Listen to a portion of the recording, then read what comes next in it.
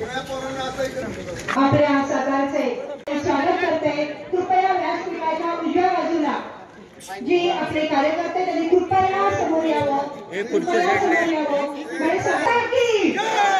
भारत माता की भारतीय जोरात भारतीय जनता पक्षाचा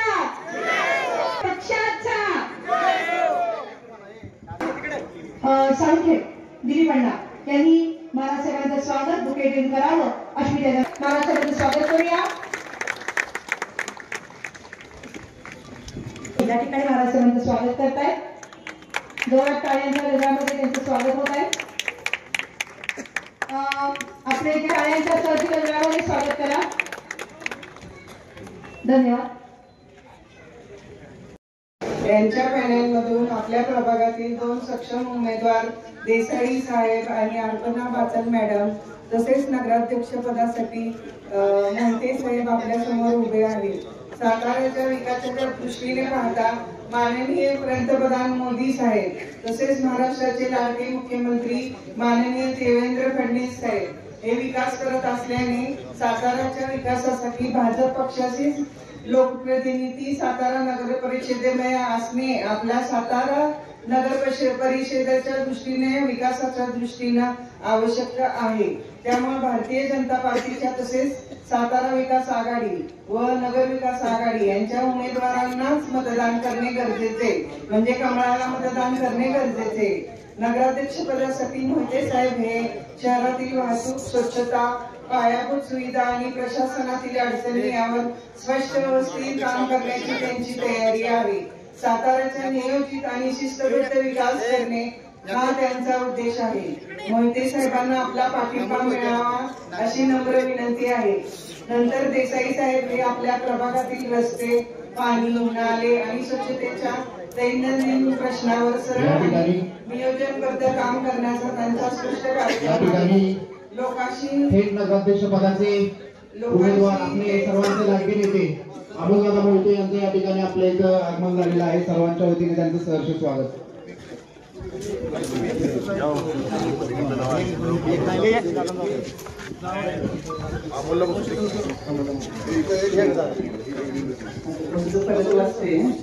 नगराध्यक्ष पदांसाठी मोहिते साहेब हे शहरातील वाहतूक स्वच्छता आणि पायाभूत सुविधा आणि प्रशासनातील अडचणी यावर स्पष्ट व स्थिर काम करण्याची त्यांची तयारी आहे। साताऱ्याचा नियोजित आणि शिस्तबद्ध विकास करणे हा त्यांचा उद्देश आहे। मोहिते साहेबांना आपला पाठिंबा मिळावा व कमळावर मतदान व्हावे अशी नम्र विनंती। नंतर देसाई साहेब हे आपल्या प्रभागातील रस्ते पाणी नाले आणि स्वच्छतेच्या दैनंदिन प्रश्नावर आणि नियोजनबद्ध काम करण्याचा त्यांचा स्पष्ट कार्यक्रम आहे। लोकांशी थेट संपर्क ठेवून प्रभागाचा नियमित विकास करणे एवढाच त्यांचा उद्देश आहे। देसाई साहेबांना आपण विश्वास द्यावा व कमळावर मतदान करावे ही विनंती। नंतर बाचल मॅडम महिलांचे प्रश्न युवांची गरज व ज्येष्ठ नागरिकांच्या अडचणी ओळखून त्यावर सोप्या नीटनेटक्या पद्धतीने काम करण्यासाठी उभ्या आहेत। प्रभाग स्वच्छ सुरक्षित आणि सर्व समावेशक ठेवण्यावर त्यांचा भर आहे। त्यांनाही आपला पाठिंबा मिळावा ही विनंती। छत्रपतींच्या मार्गदर्शनाखाली हे तिन्ही उमेदवार साताऱ्याच्या विकासासाठी प्रामाणिकपणे उभे आहेत। आपण त्यांना विश्वासाने साथ द्यावी व कमळावर मतदान करून तिन्ही उमेदवारांना विजयी करावे। जय हिंद जय महाराष्ट्र। भारतीय जनता पार्टीचे अधिकृत उमेदवार नगराध्यक्ष पदाचे अमोलदादा मोहिते यांचा या ठिकाणी सत्कार पिंटू करतायत। सर्वांनी टाळ्या वाजवून दादांना शुभेच्छा द्यायच्या। आदरणीय महाराज साहेब समोर बसलेल्या माझ्या माता बंधू बहिणींनो आणि मित्रांनो मी प्रभाग 5 मधून भारतीय जनता पार्टीचे उमेदवार म्हणून काम करत असताना माननीय महाराज साहेबांच्या माध्यमातून 2022 ला मी काम करण्याची सुरुवात केलेली आहे। आजपर्यंत महाराज साहेबांनी या प्रभागासाठी काय केले ते 2 मिनिटात मी सांगतो। गणेश कॉलनी अंतर्गत रस्ते डांबरीकरण करणे, अजिंक्य कॉलनी रामकृष्ण कॉलनी अंतर्गत रस्ते डांबरीकरण करणे, मुता कॉलनी अजिंक्य हॉस्पिटल केबीपी कॉलेज रोड रस्ते डांबरीकरण करणे, पवई नाका कुबीर विनायक मंदिर केबीपी अखेर रस्ता डांबरीकरण करणे, पारंगी चौक ते बसस्थानक रस्ता डांबरीकरण करणे, धनश्री कॉलनी चिपळूणकर कॉलनी अजिंक्य कॉलनी रूपसमीर बंगला डांबरीकरण करणे. बागोदर डुप्लेक्स मध्ये महाराज साहेबांनी 50 लाख रुपयाचे सभागृह बांधून दिलेले आहे. पारंगे चौक ते सिव्हिल हॉस्पिटल रस्ता, शिक्षक कॉलनीतील स्ट्रीट लाईट बसवलीत. सगळ्या पारंगे चौकातले स्ट्रीट लाईट बसवले म्हणजे पूर्ण रस्ते सिव्हिल पर्यंत. कीर्तन नगर मधील डांबरीकरण केले. भूविकास चौक ते कॅनल रस्ता डांबरीकरण करणे. कीर्तन नगर मध्ये स्ट्रीट लाईट बसवणे. बंड बंगला शिवाजी हाऊसिंग रोडवर स्ट्रीट लाईट बसवणे. जुना आरटीओ चौक ते रेमांडो स्ट्रीट लाईट बसवले. अजित मोथा बंगला ते जे साहेबांच्या बंगल्यापर्यंत स्ट्रीट लाईट बसवले. अजिंक्यतारा हॉस्पिटल दुडेरी रस्त्यात स्ट्रीट लाईट बसवली. सुभाषचंद्र चौक महेंद्र चव्हाणांच्या बंगल्याचं महाराज साहेबांच्या माध्यमातून मोठं कॉन्क्रीटचं रस्त्याचं काम झालेलं आहे. कुबेर विनायक कोपर बंगल्यांचं कॉन्क्रीट आणि फुटपाथ स्ट्रीट लाईटचं काम झालेलं आहे. जुना आरटीओ ऑफिस चौक ते भुरके कॉलनी स्ट्रीट लाईट बसवली. कामं आता नुकतंच महाराज साहेबांनी मंजूर केलेली कामं आहेत. Ajinkya colony, Sahyadri colony, Ramkrishna colony अंतर्गत रस्ते, रामकृष्ण कॉलनी अंतर्गत आरसीसी गटर, जुना आरटीओ ऑफिस, अमेरिकन चर्च, मुतागेरी डांबरीकरण आणि काम प्रगतीपथावर असणारे 3 गार्डन आहेत. एक अजिंक्य कॉलनीतलं मोठं भव्य गार्डन सुरू आहे, गणेश कॉलनीतलं गार्डन सुरू आहे आणि मुता कॉलनीतलं गार्डन सुरू आहे. महाराज साहेब, माझी एक विनंती आहे, या पंथाच्या गोट्यात आतापर्यंत विकासाचे एवढे मोठे प्रॉब्लेम आहे की पंथाच्या गोट्यात रविवारपेठ मध्ये बंदिस्त गटरची गरज आहे. इथले अंतर्गत डांबरीकरण होणे गरजेचं आहे. भोसले गल्ली ते मनाली चौक पर्यंत डांबरीकरण होणे गरजेचं आहे. आणि मेन पंथाच्या गोट आणि इथं पवार वस्ती म्हणून आहे, तिथं शौचालयाचा लय मोठा प्रश्न आहे. आपण अकलूजला जाताना चर्चा झाली होती की माझी विनंती आहे की ह्या प्रभागात ह्या एवढ्या मोठ्या समस्या आहेत इथल्या मंडईत ही, तर ती 2 शौचालय इलेक्शन झाल्यानंतर आपण लवकरात लवकर मंजूर करून द्यावी. जुन्या मंडईत शॉपिंग सेंटर जी आहे ती एकदम व्यवस्थित नाही झाली. तिथं चांगल्या प्रकारचं शॉपिंग सेंटर इथं होणं गरजेचं आहे. पवार वस्ती खंडोबामाळे ते बंदिस्त गटरची गरज आहे. मधून आम्ही गेलो तर एवढा कचरा आणि हे असलं. चिखलगरवाडा लक्ष्मी मंदिर गटरची गरज आहे. LIC कॉलनी जीवनछायामध्ये ओपन पेस एक उद्यान आहे. बंड बंगल्याचे तिथे एक ओपन पेस आहे. अशा प्रकारे ह्या कॉलनीत एवढे मोठे प्रॉब्लेम आहेत प्रभाग 5 मध्ये. आपण एवढे करून दिले तर ही जनता सगळी आपल्या बरोबर आहे. इथं काही अडचणीचं मला काय वाटत नाही. मी बादशाहताई अमोल मोहिते साहेबांना कमीत कमी 2000चा लीड घेणार याची मला पूर्ण खात्री आहे. आदरणीय व्यासपीठ आणि माझ्या बंधू भगिनींनो, मी सौ अपर्णा अविनाश बाचर. मी वॉर्ड क्रमांक 5 मधून उमेदवारीसाठी उभी आहे. आपण समाजाचे काहीतरी देणे लागतो ही माझी भावना होतीच. त्यातच मला ही संधी मिळाली, त्याचं मी सोनं करीन. आपल्या प्रभागातील नागरिकांचा ज्या काही समस्या असतील ते सोडवण्याचा मी प्रयत्न करेन. धन्यवाद. जय हिंद, जय महाराष्ट्र. आमचे दैवत श्रीमंत छत्रपती शिवाजीराजे भोसले तसेच उपस्थित प्रभाग क्रमांक 5 चे उमेदवार विजय देसाई तसेच बाचल वहिनी तसेच आमच्या नाईक वहिनी, मागा आंबेकर साहेब बसले, पंकज मॅडम बसले, सगळे उपस्थित आपण सर्व मान्यवर. आज 2025ला नगरपालिका होऊ घातलेल्या इलेक्शनमध्ये 500 उमेदवारांच्या आज आम्हाला महाराज लोकांनी उमेदवारी दिलेली आहे. तर कारण आमचे काम किंवा आमची कामाची सामाजिक कामाची जी एक ओढ आहे हे पाहून आम्हाला उमेदवारी दिलेली आहे. तर नगरपालिकेत मी 15 वर्ष नगरसेवक म्हणून जनता बँकेचं चेअरमन म्हणून काम करतोय.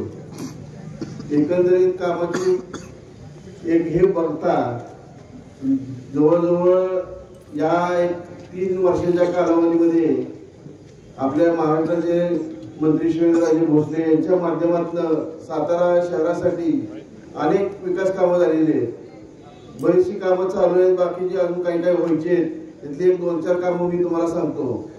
आता आपल्या इथं जे आमच्या वरच्या रोडला ट्रॅफिक होतं त्या ट्रॅफिकला म्हणजे कास्ट पर्यटन वाढल्यामुळे जे ट्रॅफिक होतं त्यासाठी एक रिंग रोड प्रस्तावित महाराजांनी केलेला आहे. हा रिंग रोड मराठा पॅलेस या इथून चालू होतो, तो तसाच वरच्या रोडनं मंगळाईच्या देवळाच्या इथून अजिंक्यताऱ्याच्या किल्ल्याच्या इथून जातो, तो सरळ बोगद्यापर्यंत जाणार आहे.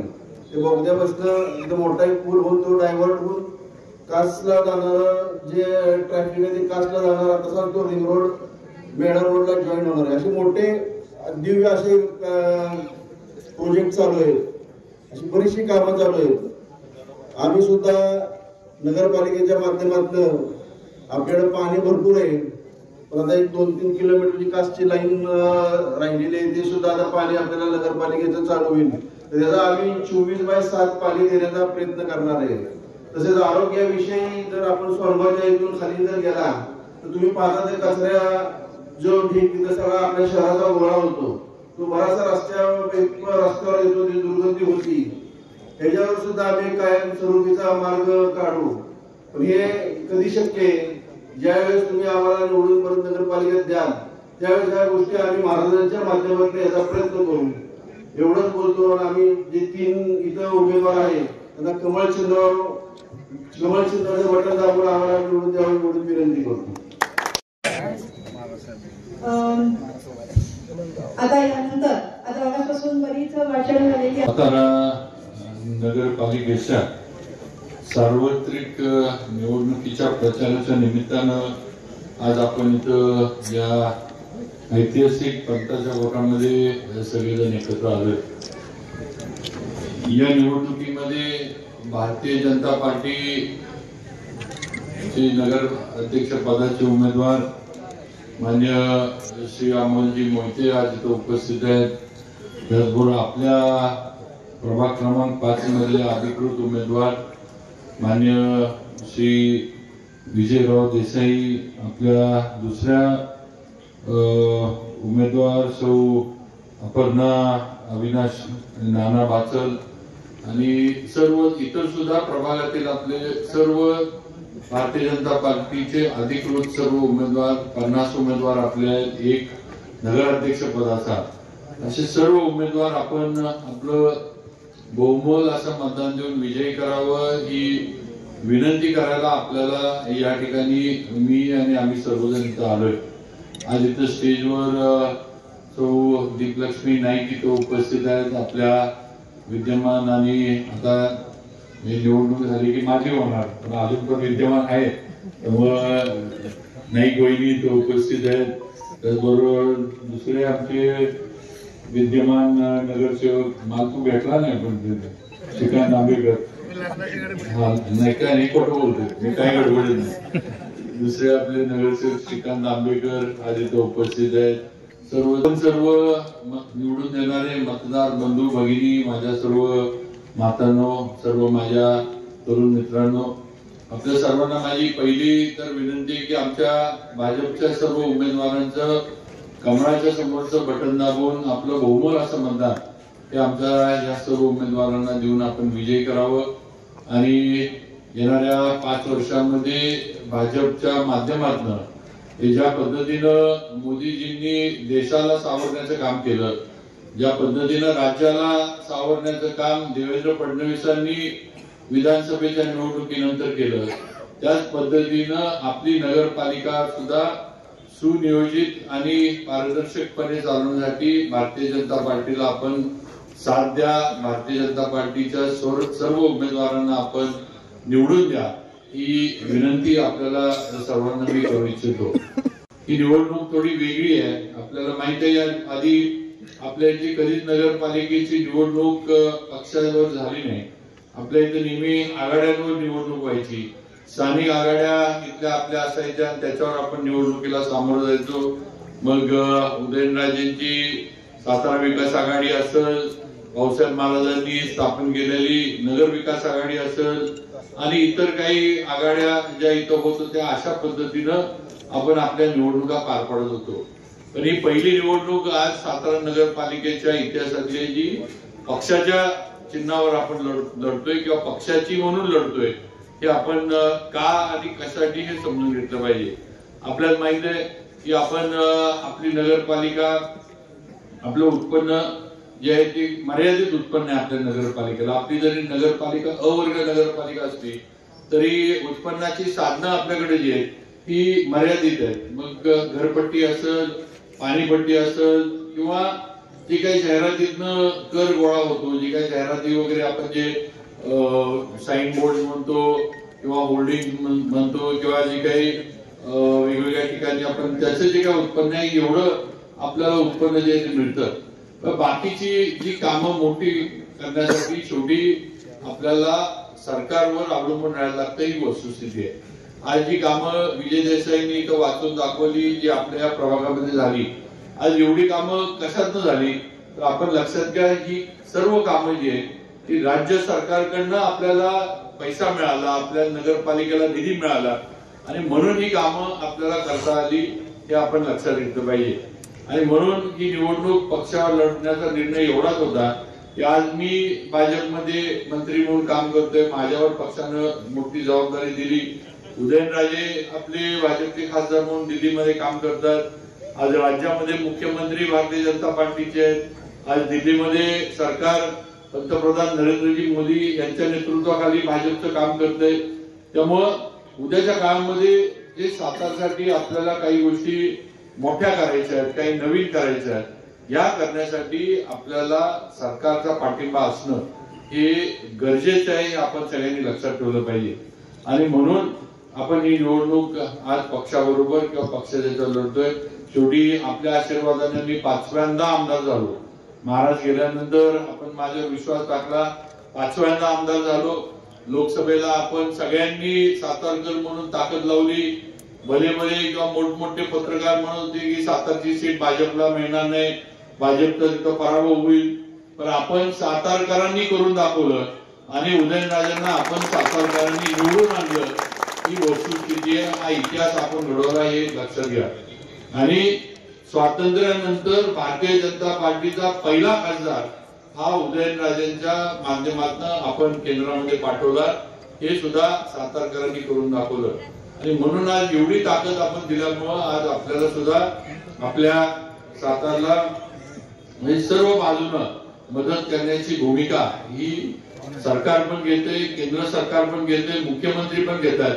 त्याचं आपण सगळ्यांनी कुठेतरी जाणीव ठेवली पाहिजे, असं मला या निमित्तानं सांगावंसं वाटतं. आज मला मंत्री म्हणून काम करण्याची संधी मिळाली, तुम्ही निवडून दिलं, तुमच्या आशीर्वादानं मी निवडून आलो. आज देवेंद्र फडणवीसांच्या आशीर्वादानं मी राज्यामध्ये मंत्री म्हणून काम करतोय. आज महाराष्ट्रातलं जे दुसरं तिसऱ्या नंबरचं खातं सार्वजनिक बांधकामचं जे आहे ते खातं आज मला दिलं. आज राज्यामध्ये मला त्यामुळं फिरायला मिळतं, काम करायला मिळतं, दुसऱ्या जिल्ह्यांमध्ये जायला लागतं. आज जे जिल्हे खरं म्हणजे कधी बघितले नव्हते त्या ठिकाणी सुद्धा आज तुमच्यामुळं, तुम्ही आमदार केल्यामुळं आणि देवेंद्र फडणवीसांनी मंत्री केल्यामुळं मला तिथं जाऊन काम करता येतं. तिथल्या लोकांच्या अडचणी समजून घेता येतात, तिथला सामाजिक स्थिती काय, तिथली लोकांची, तिथल्या राहणाऱ्या किंवा शेतकऱ्यांची आर्थिक स्थिती काय, जिल्हा कसा आहे, शहर कसं आहे, या गोष्टी बघता येतात, अनुभवता येतात. आणि मग जिथलं जिथलं चांगलं आहे ते आपल्या इथं का होऊ नये, जिथं जिथं चांगल्या गोष्टी आपल्याला दिसतात त्या साताऱ्यामध्ये आल्या पाहिजेत. या पद्धतीनं आज मला नियोजन करता येतंय, हे आपण लक्षात ठेवलं पाहिजे. आणि म्हणून आज ज्या पक्षानं आपल्याला एवढी ताकद दिली, ज्या भारतीय जनता पार्टीनं आपल्याला एवढा विश्वास दिला, आज त्यांच्या मागं आपण सुद्धा सर्वांनी ताकदीनं उभा राहणं ही काळाची गरज झाली असं म्हटलं तरी काही चुकीचं ठरणार नाही. सातारा नगरपालिका आपण गेल्या 1.5-2 वर्षामध्ये किंवा त्याच्यापेक्षा पण आधी एकनाथ शिंदे साहेब मुख्यमंत्री असल्यापासून ते आजपर्यंत आपण बरीच मोठमोठी विकास कामं केली. आज रस्ते आपल्या इथले, आपल्या प्रभागातले जे आहेत ते आपण विजून सांगितलं ते पूर्ण केले. बरीचशी कामं आपली पूर्णत्वाला झाली. काही कामं होऊ घातलेली आहेत, लवकरच ती सुरू होतील. काही आता विजयनं सांगितलं की प्रस्तावित आहेत, आपल्याला ती करणं गरजेचं आहे. मग इथला संडासचा प्रश्न असेल, इतर प्रश्न असतील, ही सर्व कामं आचारसंहिता संपल्यानंतर आम्ही 100% पूर्ण करून देऊ, हा शब्द नक्कीच या ठिकाणी मी आपल्याला देऊ इच्छितो. कुठलीही जी कामं विजय देसाईंनी तिथं बोलले की काय अवघड आहेत किंवा अडचणीची आहेत किंवा होऊ शकत नाहीत, अशी अजिबात नाही आहेत. त्यामुळे 100% ही कामं रखडली असली, मागं पडली असली तरी येणाऱ्या निवडणुकीचं आचारसंहिता संपली की ती पूर्णत्वाला जातील. पण ती करत असताना माझी आपल्याला विनंती आहे की आपल्याला थोडं प्रभागाच्या बाहेर जाऊन विचार करायला लागणार आहे. आज आपल्याला सातारकर म्हणून कधी तर विचार करायला लागणार आहे किंवा आपला सातारा आपल्याला कसा करायचा. नुसतंच माझा प्रभाग माझंच घराच्या समोरचा रस्ता किंवा माझंच घराच्या दारातलं गटर एवढ्या पुरतं आता आपल्याला मर्यादित विचार करून चालणार नाही. शेवटी हे शहर आपलं आहे, हे शहर तुमचं माझं आपलं सगळ्यांचं शहर आहे. हे शहर कसं बनवायचं पुढं, या शहराचं सुशोभीकरण कसं असावं, या शहरातले रस्ते कॉन्क्रीटचे आपल्याला कसे करता येतील, या शहरात लाईटची सोय चांगल्या पद्धतीने कशी देता येईल, जे आपल्या जवळपास जे पर्यटनाची स्थळं आहेत ती कशी आपल्याला डेव्हलप करता येतील की ज्याच्या माध्यमातून लोक इथं बाहेरचे येतील आणि त्यांच्या माध्यमातून 4 पैसे तुमच्या माझ्या मुलांना इथं व्यवसायातनं, हॉटेल असेल इतर व्यवसाय असेल त्यातनं मिळाले पाहिजेत. अशा पद्धतीनं आपल्याला विचार करायला लागणार आहे. आज आपण नेहमी तक्रार करतो की आता शिक्षणाच्या सोयी साताऱ्यात चांगल्या झाल्यात. आज प्रत्येक कॉलेजला डिग्री डिप्लोमा सगळं आज उपलब्ध आहे. मला वाटतं 15-20 वर्षापूर्वी रहितचे काही ठराविक कॉलेज सोडले तर दुसरा अभ्यासक्रम घ्यायचा म्हटलं तर पुन्हा कोल्हापूर इकडच्या शहर आपल्या मुला मुलींना पर्याय नव्हता. पण आज शिक्षणाची परिस्थिती आपल्यातली बदलली आहे आणि एक सगळ्यांची खंत असायची की मुलं मुली शिकतात आणि नोकरीला पुण्याला जातात आणि आई वडील इथं राहतात आणि ह्याच्यावर पर्याय एकच होता की सातारला स्वतःचा IT पार्क नवीन स्थापन व्हावा आणि आपल्या किंडवाडीमध्ये 84 एकर जमिनीवर आज IT पार्क सुद्धा देवेंद्र फडणवीसांच्या माध्यमातून आपल्याला मिळालेलं आहे. लवकरच त्याचं काम सुरू होईल. आज आपल्या मनामध्ये आपली मुलं मुली लांब असण्याची जी खंत आहे ती या माध्यमातून नक्की दूर होणार आहे आणि इथं सुद्धा मोठ्या प्रमाणावर IT इंडस्ट्री आणून त्या ठिकाणी आपल्या मुलांना आपल्या मुलींना तिथं नोकरी कशी मिळेल हा प्रयत्न आपल्याला सर्वांना करायचा आहे. पण या सगळ्यासाठी शेवटी आपल्याला सरकार बरोबर राहिलं पाहिजे. ज्या पक्षाचं सरकार आहे, ज्या पक्षाचे नेते आहेत, ज्या पक्षाचे मुख्यमंत्री आहेत त्या भाजप पक्षावर आपल्याला राहिलं पाहिजे लक्षात घ्या. रिंग रोडचा विषय आज आपल्या इथं वाहतूक कोंडी होती आपण बघतोय. आता जिथे जिथं रस्ता आपल्याला रुंद करता येतो तिथं तिथं आपण करतोय. परंतु जुनी घरं आहेत, जुने वाडे आहेत ते काय आपण पाडू शकत नाही. जोपर्यंत तिथलं बांधकाम निघत नाही तोपर्यंत तिथली रुंदी आपल्याला रस्त्याची मिळत नाही. तेव्हा आता ही वाहतूक कोंडीची सातारात व्हायला लागली आहे. कारण गाड्या काय कमी होत नाहीत, गाड्या लोक घेतच राहतात. आज प्रत्येक घराच्या दारामध्ये नाही म्हणलं तरी 3-3, 4-4 टू व्हीलर आपल्याला बघायला मिळतील. एक 4 व्हीलर बघायला मिळाल ही वस्तुस्थिती आहे. आणि असं असताना वाहतूक कोंडीला आपल्याला संपूर्ण शहरामध्ये तोंड द्यायला लागतं. प्रामुख्यानं पोई नाक्याचा परिसर, राजवाड्याचा परिसर, कनाळीचा परिसर आणि खालच्या रस्त्याचा परिसर, मधला रस्ता जो आपला आहे हा सगळा जो आहे हा ठराविक कालावधीमध्ये तिथं वाहतूक कोंडी होती. कास्ट वाहतूक सुरू झाली, पर्यटक वर कास्ट यायला लागले की अदालतवाड्यापासून समर्थ मंदिर ते बोगदा या ठिकाणी तासनतास ट्रॅफिक जॅमला सगळ्यांना तोंड द्यायला लागतं. ही सुद्धा वस्तुस्थिती आहे. आणि मग याच्यावर काहीतरी उपाय निघाला पाहिजे की वाहतूक कोंडी साताऱ्यातली सुटली पाहिजे. म्हणून ज्याचा उल्लेख अमोल मोहितेंनी केला की आज आपण सातारसाठी एक वेगळा रिंग रोड आपण PWD कडे आता प्रस्तावित केलाय. हा रिंग रोड हायवे पासून म्हणजे शाहूनगर, विलासपूर, शाहूनगर, अजिंक्य ताऱ्याच्या रोडला जोडून तसाच हा रस्ता बोगद्यापर्यंत न्यायचा, बोगद्यावरून पूल करायचा आणि पूल करून पॉवर हाऊसला तो जोडायचा आणि पॉवर हाऊसच्या इथनं तो रस्ता जो कासला जाणार आहे तो झालेलाच आहे. पण तिथून हा रस्ता आंबेदरे मार्गदरे मार्गे परत जुन्या मेढ्या रस्त्याला जोडायचा.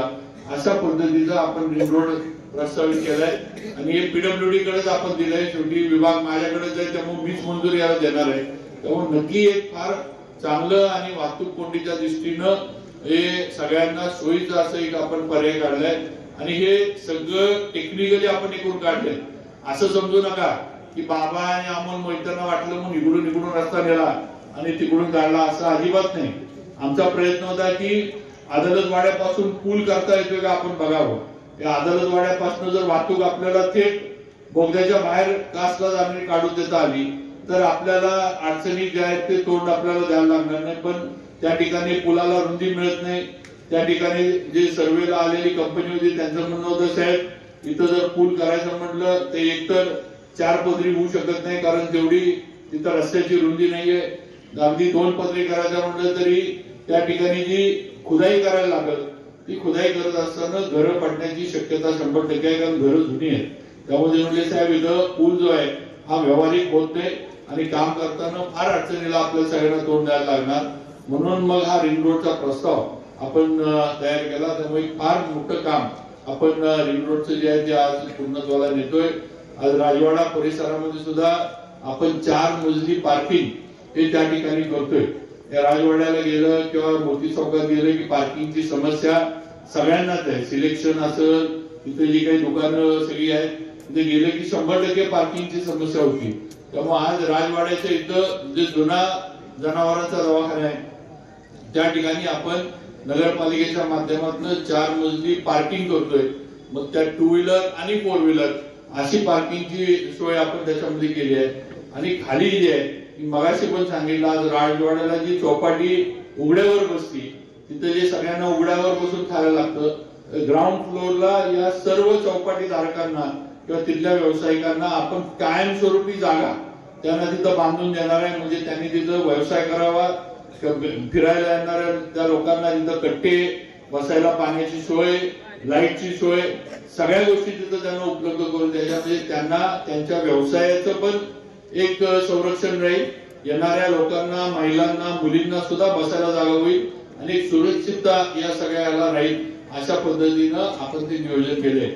आणि मग राजवाड्याचा जो मोकळा होणारा परिसर जो आहे तो चांगल्या पद्धतीनं सुशोभित करायचा असं नियोजन आपण करतोय. अनेक प्रकल्प आपण तयार करून दिलेत. काही मंजुरीच्या ह्याच्यात आहेत. आज आपलं शाहू स्टेडियम झालं, पण तुम्हाला माहिती आहे तिथं क्रिकेट खेळता येत नाही. कारण सरकारनं जे धोरण जिल्हा क्रीडा संकुलाचं ठेवलंय त्याच्यामध्ये क्रिकेटला हे नाहीये. त्यामध्ये बाकी सर्व खेळ आहेत, पण क्रिकेट सरकारनं धरलं नाही.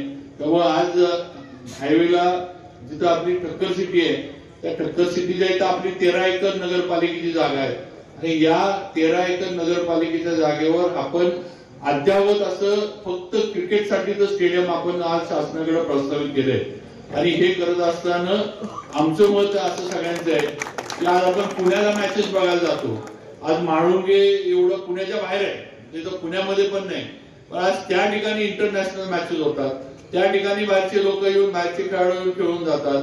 मग सातारमध्ये काय अडचण आहे, इथं काय प्रॉब्लेम आहे?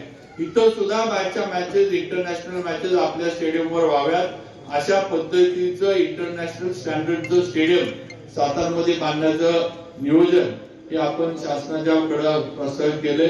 लवकरच या सर्व गोष्टी आचारसंहिता संपली की एक आपण मान्यता करू. आज अजिंक्यतारा किल्ल्याला अजित पवारांच्या मागे लागून आम्ही 130 कोटीचं किल्ल्याचं सगळं जे काही तिथलं लोकांना किंवा आपण फिरायला जातो संपूर्ण किल्ल्याचं तिथलं डेव्हलपमेंटचा आपण प्लॅन त्यांच्याकडनं सँक्शन करून घेतला.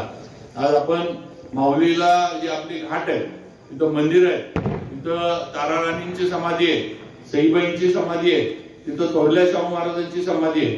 या सगळ्या समाध्या त्या ठिकाणी आहेत.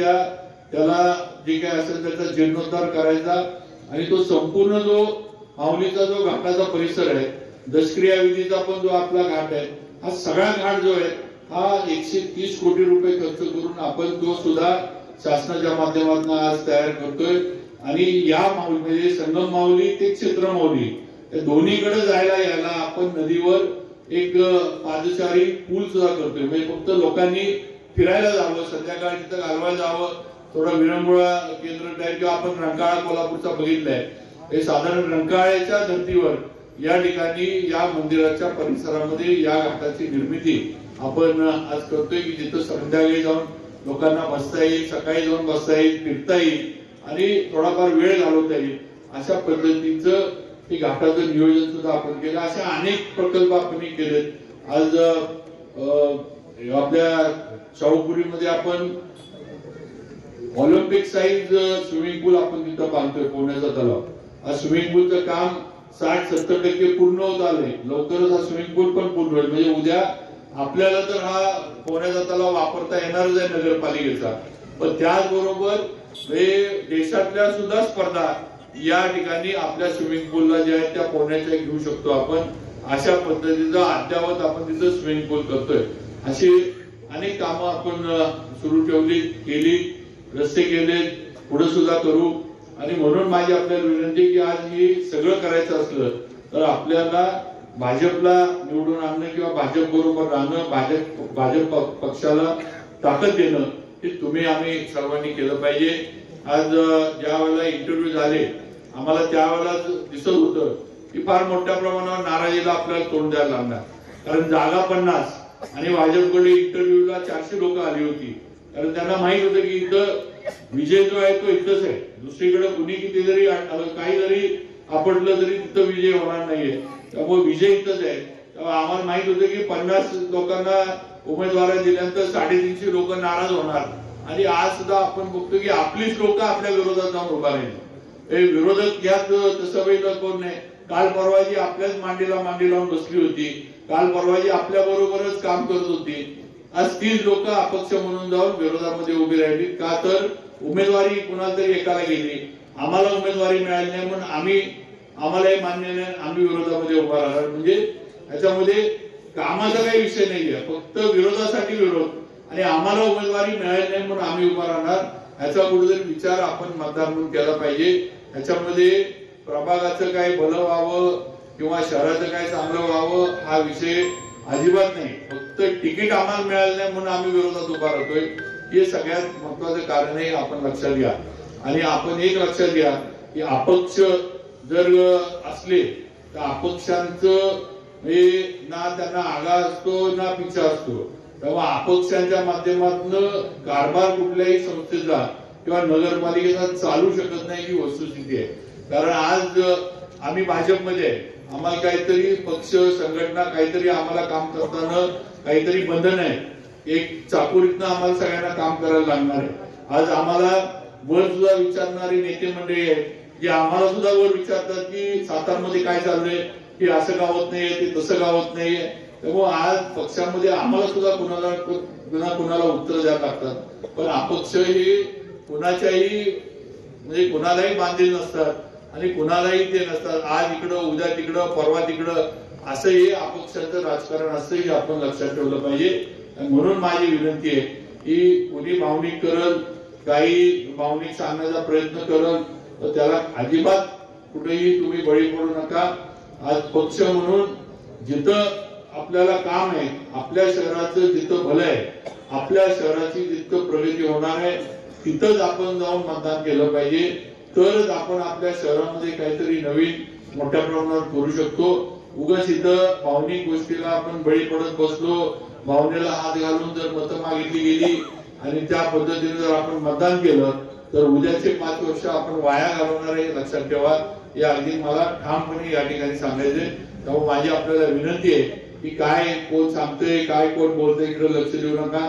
आज जसं मोदीजींनी केंद्र सरकार चालवलं, जसं देवेंद्र फडणवीस राज्य सरकार सक्षमपणे चालवल्यात, तसंच आपली नगरपालिका सुद्धा एक चांगल्या पद्धतीनं चांगला कारभार करणारी आणि शहराचं सर्वांगीण नियोजन करणारी, सर्वांगीण विकास करणारी नगरपालिका आपण बनवूया. त्यासाठी भारतीय जनता पार्टीला आपण सगळ्यांनी ताकद द्यावी ही विनंती आपल्या सर्वांना करतो. आमचे सर्व उमेदवार जे अधिकृत आहेत असे सर्व उमेदवार आपण कमळाच्या समोरचं बटन दाबून आम्हाला सर्वांना उमेदवारांना निवडून द्यावं ही विनंती या ठिकाणी आपल्या सर्वांना करतो आणि माझे 2 शब्द थांबवतो. जय हिंद, जय महाराष्ट्र.